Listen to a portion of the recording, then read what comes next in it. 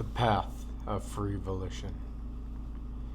With every turning there is a revolution, an insight to entice the masses into action. Our time is now. The call to action for the furtherment of our nation becomes a beaconing, an imperative. The impulse into action captivates the oppressed and unheard. Felt abandoned by the government supposedly represented by the people, of the people, and for the people. Yet no semblance of these concepts is visible in projection or action. Instead, what is visibly projected is a direct separation between the will of a nation and the establishment, whom with every action appears self-serving and of detriment to the American people.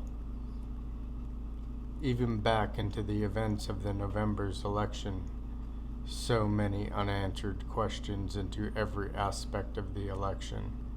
The corruption, unheard questions, and pissed off Americans who have been villainized by all levels of the left and political establishment.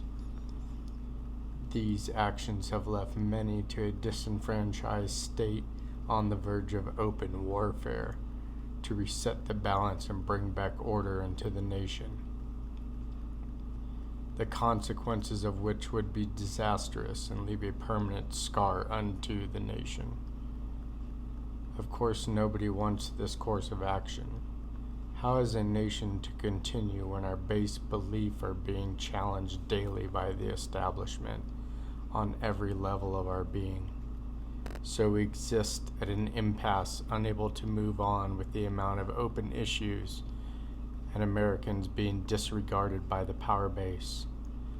Small attacks continuous by disenfranchised Americans at every level of the establishment.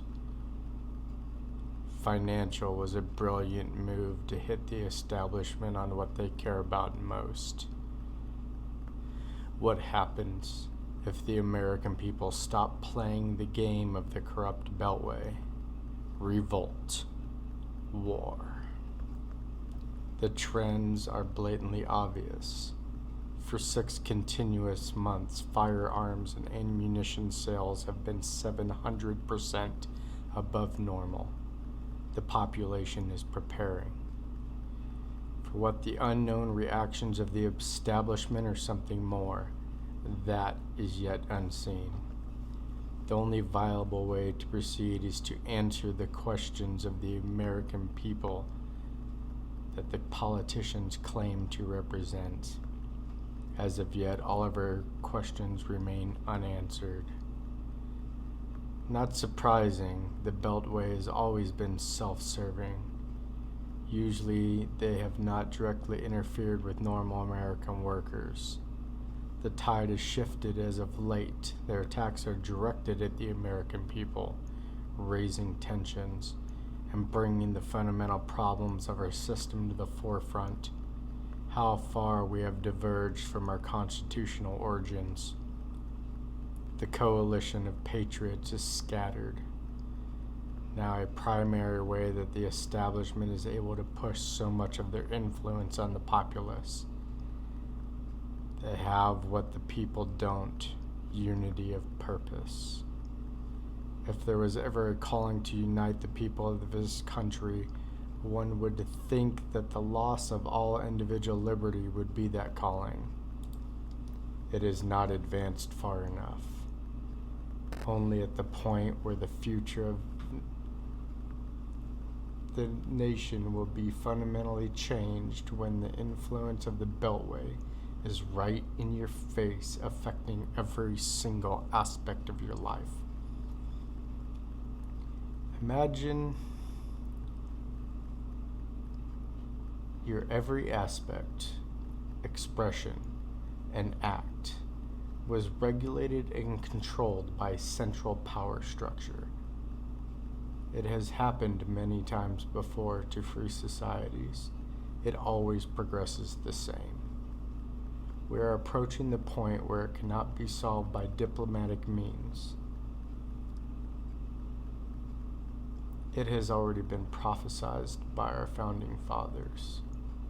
that there would be a time where the corruptibility of man would spread to corrupt the system designed to protect the people. The founders experienced a very similar aspect into their lives and wanted to ensure the means of a free people to reject this new order. The people must unite against the establishment, make our voice heard. If the establishment rejects to hear from the people they represent, it is the duty of the people to remove the corrupted government and restore the nation to its constitutional base. Our saving grace in the struggle is that a free, structured society is already designed. It is just a matter of resetting it. A massive bloody intervention from a blood-sucking tick that has developed in the capital of our country. Possibly we are not ready for this reality. Perhaps we have not progressed far enough to the path of illegality. So preparation and patience will continue into the point where the kettle boils over and the people will take the oppression no longer. The system of strength that resides in the heart of America is not understood by the Beltway. They cannot grasp the immense and total love of country that the people possess. How could the Beltway understand such a simple concept? They are only driven by greed and a thirst for power. Patriots have always held the lifeblood of this nation. If a revolt was to ever occur, it would come from Middle America, the heartland, where the idea of America is still alive and well. This belief in the uniqueness of our nation and the imperatives of our freedom must be instilled in follow-on generations. The love of country ingrained into our souls. We, the people, the ones who make up this great nation, as our founders envisioned it, all power shall be diverged from the people, and the people must consent to being governed. Otherwise, the people are enslaved. A properly running government, you would never even know it was there. It would have no effect on the people. Clearly, something has gone very wrong as the government thrust itself into every aspect of our lives. Censorship, suppression of information and thoughts, the ability to address concerns to the government are unacceptable.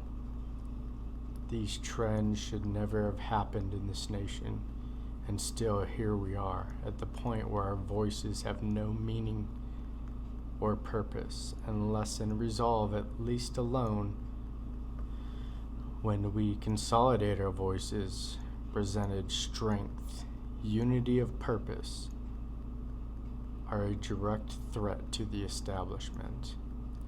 As it should be, the government should always be afraid of the people. The people should never be afraid of their government.